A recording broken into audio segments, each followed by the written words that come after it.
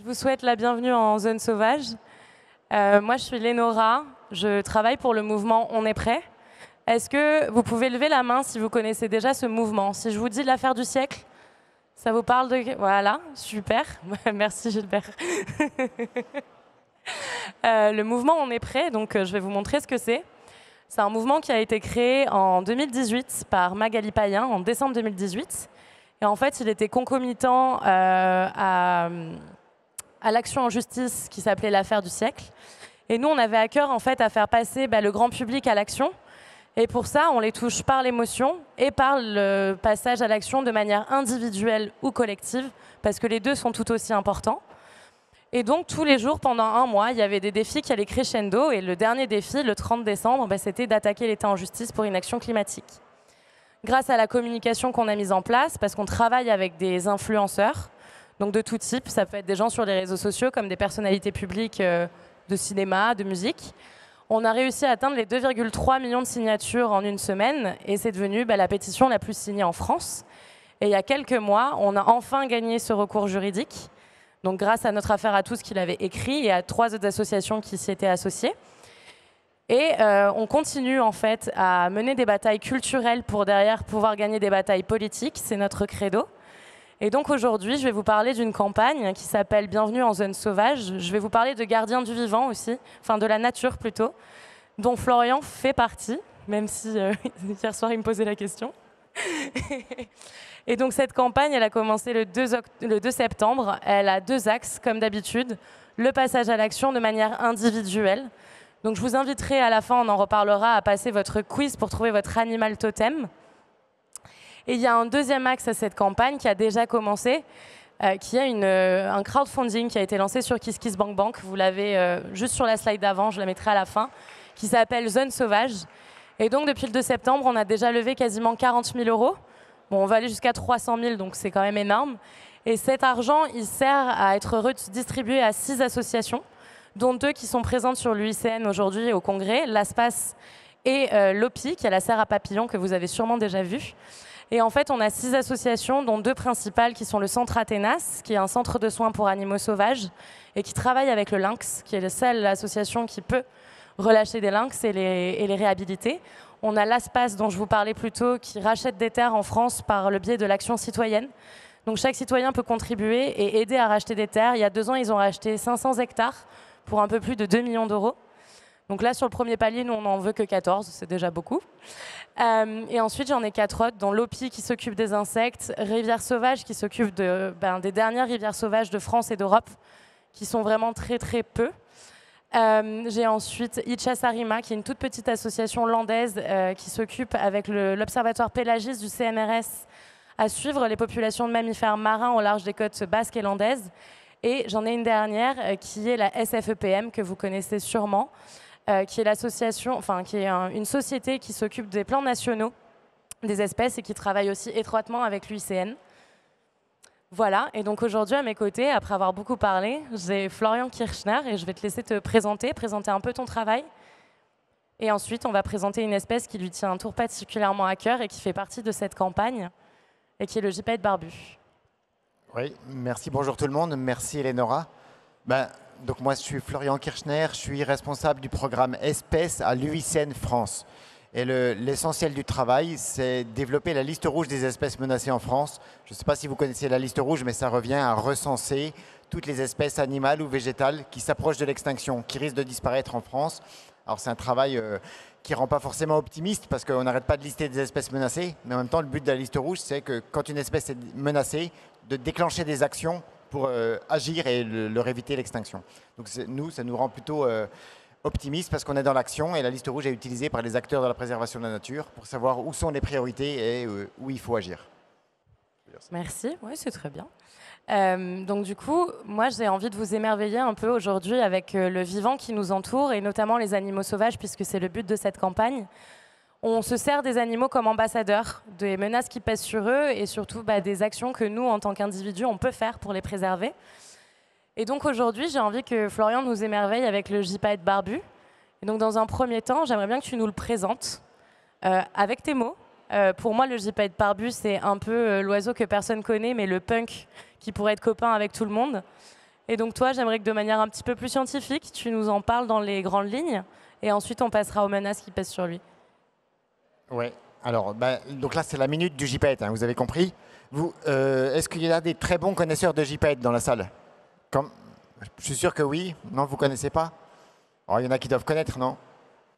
Bon, tout le monde est modeste, mais bon, le JPET, alors c'est lui. C'est un grand vautour charismatique, et c'est un vautour qui était très mal en point, mais qui a fait son grand retour. Alors, je vais vous expliquer pourquoi. À quoi il ressemble? Alors, nous, quand on est scientifique, on ne dit pas que c'est un punk comme Lenora, mais vous voyez la tête qu'il a? Il a une tête un peu ébouriffée, comme ça, avec des plumes dans tous les sens. Il a un poitrail orangé. Je ne sais pas si on voit, il a l'œil cerclé de rouge aussi. Donc, il a vraiment une figure, il a une gueule. Les gens qui travaillent sur le JPET dans les Alpes disent que c'est un oiseau qui a du chien. Parce qu'il a vraiment quelque chose, il a vraiment de l'allure. Alors, je disais, c'est un grand vautour, hein. Il est vraiment très grand. Alors, je ne peux pas vous faire l'envergure d'un JPET, mais il fait 2,90 m d'envergure. Il atteint 2,90 m. Donc, c'est vraiment le plus grand de nos vautours. C'est un oiseau massif et impressionnant. Il a des serres puissantes, il a un bec puissant. Et voilà, il a cette tête de JPET. Et, dernier détail important, donc il s'appelle barbu, hein, vous avez compris. Il n'est pas barbu, mais il a ces espèces de favoris là, sur les côtés qui partent des joues, qui tombent de chaque côté du bec. En gros, il a quand même comme une barbiche, ce qui lui a valu son nom de JPET barbu. Voilà pour la présentation. Et peut-être juste où on le trouve. Alors, c'est un oiseau des montagnes, hein, il niche dans les falaises. Il aime bien les reliefs escarpés, abrupts, un peu accidentés. On le trouve dans les Pyrénées, les Alpes et en Corse. Et spécialement dans les zones riches en ongulés sauvages ou domestiques. Donc, les ongulés, hein, des animaux. Et pourquoi? Parce qu'il mange ces animaux-là. Et comme tous les vautours, c'est un charognard. Donc, il mange des cadavres d'animaux. Mais alors lui, vous savez qu'il y a différents types de vautours. Et chez les vautours, tout est bien ordonné parce que chacun intervient à tour de rôle, hein. C'est un petit peu ça sur les carcasses. C'est pas tous en même temps. Donc, quand il y a une carcasse, donc le JPET, il plane, il repère une carcasse au loin. Alors, un chamois, un isard, un bouquetin ou parfois un mouton ou un mouflon. Il repère une carcasse au loin. Et en fait, première chose qu'il fait, c'est qu'il attend. Il attend que les vautours fauves viennent manger les parties molles. Ensuite, que les vautours moines viennent manger la peau, les tendons, les parties un peu plus dures. Parfois, les grands corbeaux aussi. Les grands corbeaux peuvent être un petit peu charognards. Il se positionne à côté, il attend. Parfois, c'est la curée, hein, les oiseaux se battent un peu entre eux, etc. Lui, il est là, il est de côté, il attend son tour. Et pourquoi il attend son tour? C'est parce qu'en fait, le JPET barbu, c'est celui qui intervient en dernier et qui va manger tout ce que les autres n'ont pas voulu manger. Mais alors vraiment tout ce qu'ils n'ont pas voulu manger. Les tendons les plus durs, les cartilages et les os. Il mange les os. Son petit surnom, c'est le casseur d'os.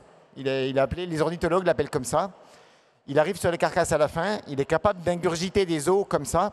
Et quand il prend un os qui est grand comme ça, il le prend dans son bec, il s'envole dans les airs et il le laisse tomber sur les rochers. En gros, il casse les os en petits morceaux, à peu près comme ça, quoi, et il les ingurgite. Et il mange la moelle, les os, etc. Donc autant vous dire qu'il a un gosier qui doit être vraiment costaud, mais aucun souci pour lui pour digérer des os. Et donc voilà, c'est notre casseur d'os. Donc c'est un punk charognard qui mange les restes que personne ne mange, mais lui, ça lui va très bien, en gros. Ouais, c'est bien, tu l'as bien présenté. Enfin, moi, la première fois que tu m'en as parlé, je l'ai beaucoup aimé. Et du coup, tu disais tout à l'heure que ça va mieux pour le JPET. Enfin, ça va mieux, mais il n'y a que 66 couples en tout en France, y compris la Corse. Donc, est-ce que tu peux nous expliquer pourquoi on est content alors qu'il n'y en a que 66? Ouais. Alors oui, ça va mieux, mais ça va mieux parce que ça allait vraiment pas bien, en fait. Cet oiseau, pendant longtemps, ça a été un oiseau de mauvais augure. Il a été exterminé. Il a été par le tir, par des empoisonnements. Alors, parce qu'il était accusé de manger le bétail, alors que ce n'était pas vrai, parce qu'il mange des bêtes mortes, hein. Les charognards, on les accuse parfois injustement de tuer des animaux, mais par définition, un charognard ne tue pas d'animaux, il mange des animaux morts.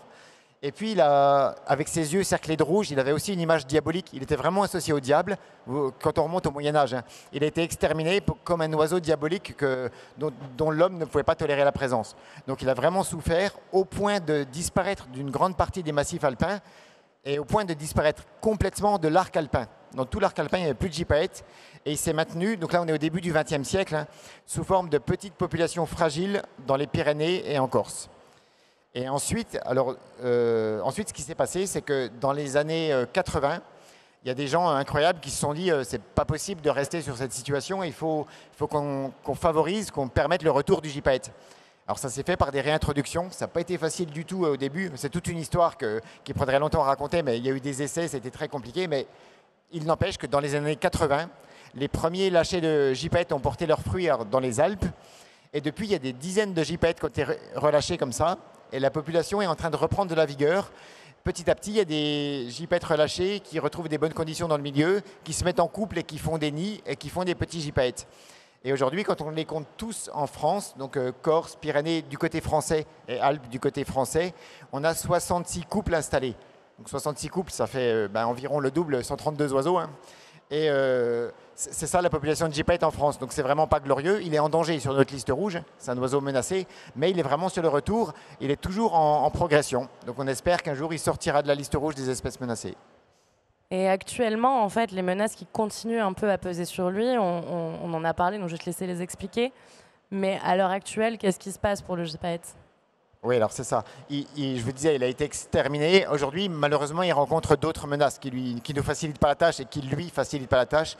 Une des premières menaces, c'est les collisions avec les câbles. Il vit en montagne et il y a beaucoup de collisions sur des lignes électriques ou des câbles des remontées mécaniques. Et en fait, pour lui, les collisions sont mortelles. Donc ça, c'est un problème qui est dur à éviter parce qu'on ne peut pas enlever vraiment les remontées mécaniques en montagne. Donc c'est une grosse cause de mortalité.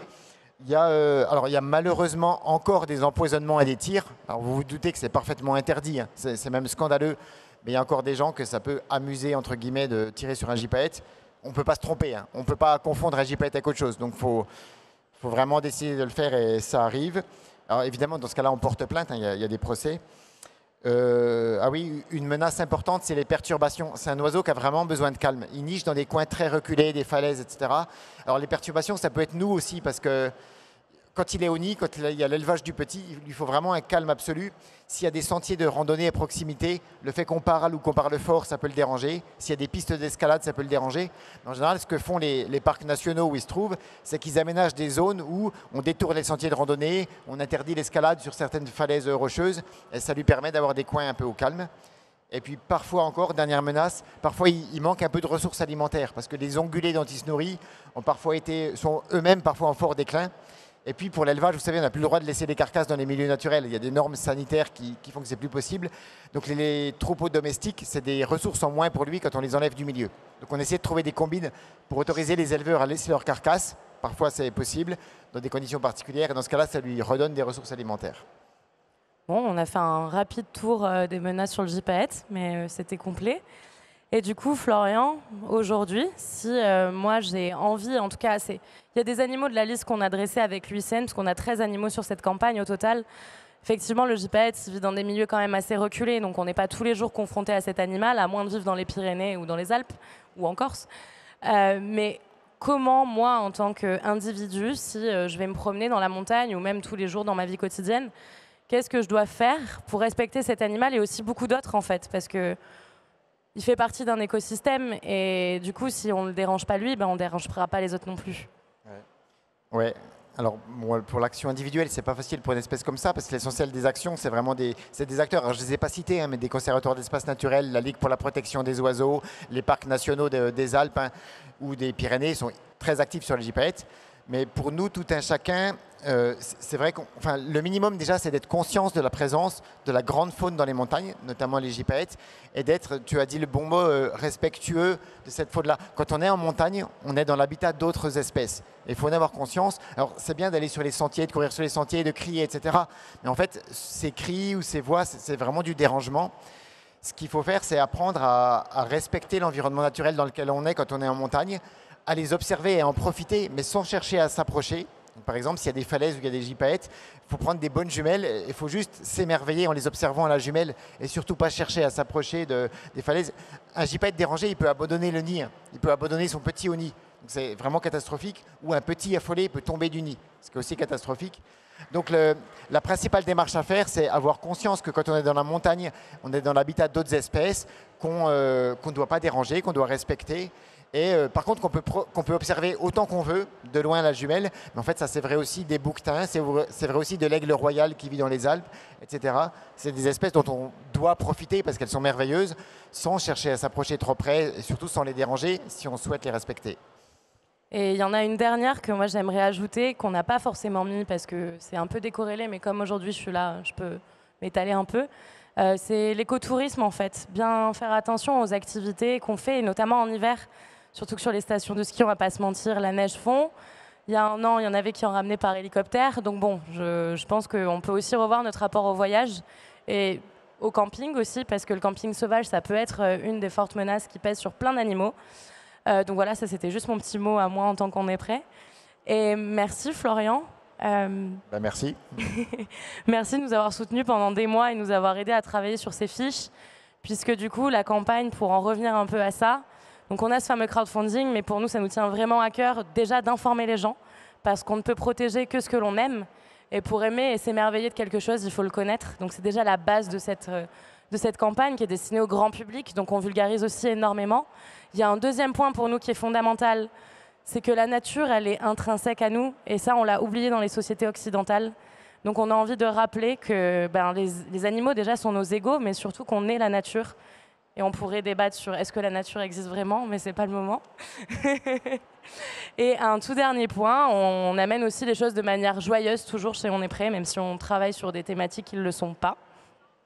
Et on aime bien aussi avoir une approche ludique. Donc, si vous vous connectez sur notre site internet et si vous allez sur nos réseaux sociaux, donc on est à peu près partout, même sur TikTok, pour la première fois, vous allez découvrir un test qui vous permet de découvrir votre animal totem, puisqu'on se base que sur des espèces présentes en France métropolitaine, pour vraiment agir au niveau local. On aurait bien aimé parler des Outre-mer, mais c'était trop compliqué pour cette première campagne. Donc ça viendra plus tard. Et donc, vous pouvez le passer. On a fait en sorte de faire un test qui ne soit pas anthropocentré, mais on a pris des caractéristiques présentes chez chacun des animaux. Par exemple, le saumon atlantique, c'est un peu le combattant de cette liste d'espèces. Il fait 10 000 km pour frayer jusque là où il est né. Donc voilà, à chaque fois, le gypaète, c'est un peu le punk. Donc on s'est amusé avec ce test. Et une fois que vous l'aurez passé, vous recevrez par mail toutes les informations en temps réel, puisque cette campagne elle dure 2 mois. Et donc, vous pourrez, au fur et à mesure, on vous réactivera, vous le défendre et devenir vous aussi un ambassadeur, comme on le fait avec des personnalités publiques, mais au sein de votre communauté, de vos proches, parce que c'est ça qui est hyper important, c'est d'informer, et on le fait le mieux quand on est proche des gens avec qui on parle. Donc, merci d'être resté, et merci Florian. Merci à vous. Merci à On est prêt.